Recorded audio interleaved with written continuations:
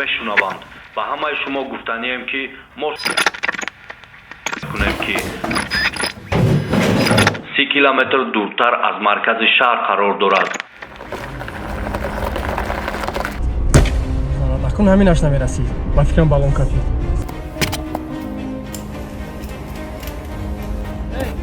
Hey, برو. اومدم.